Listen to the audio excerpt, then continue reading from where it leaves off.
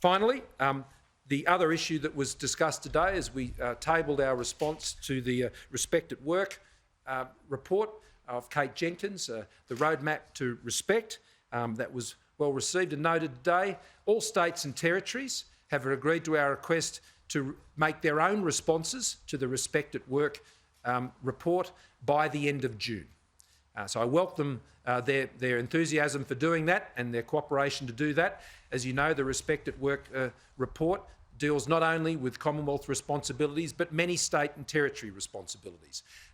So the Commonwealth, having been the first government to respond, that will now be followed by all the states and territories, and that will be concluded by the end of June. I was also pleased today to discuss with the states and territories the next phase of the COVID family and domestic violence package. We are working through that information. As you'll be aware, it was 130 of the 150 million that the Commonwealth put in place as an urgent COVID response last year. That terminating program, that emergency support runs to the 30th of June. As I indicated, I think it was yesterday, that we are looking at the next phase of that program. But in order to do that, I have asked from the states to give us an urgent update on their spending, their acquittal, if you like, of the funds that have already been provided to the states and territories this year, highlighting what their ongoing spending programs are in this area, so we can ensure that any Commonwealth program is adding to the overall effort here, and of course wouldn't be replacing any effort.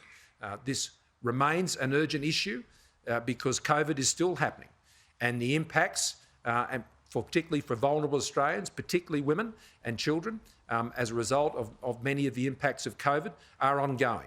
And so we are looking at that favourably, but I intend to do that in partnership with the states and territories, equally sharing the challenge, both fiscally and in the delivery of programs. Finally, we noted that yesterday the Women's Safety Ministers met, and they have put in place the date of 30 and 31 July for a Women's Safety Summit.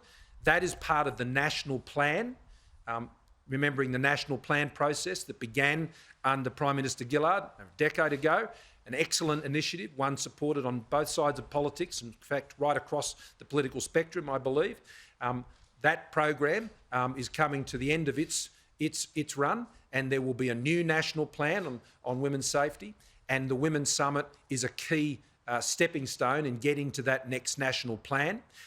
What we agreed today, and I welcome the recommendation by the Premier of Queensland, Anastasia Palaszczuk, it was warmly received by Premiers and Chief Ministers and myself, that our first step would to be have a national cabinet meeting at our meeting in July. That will be a face-to-face meeting, and we'll be holding that in Darwin.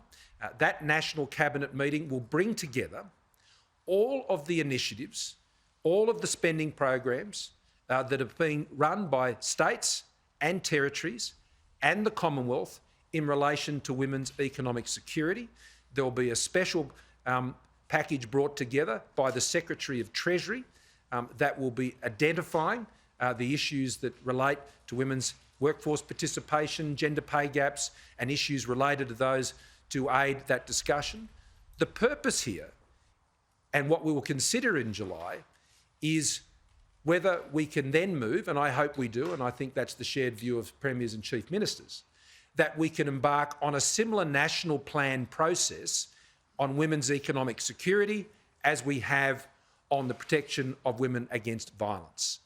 That has been a very successful model, the Women's Violence National Plan, because it respects and it acknowledges the roles of all governments. No single government has full carriage of the issues that impact on women's safety. No single government has full carriage of the issues that impact on women's economic security.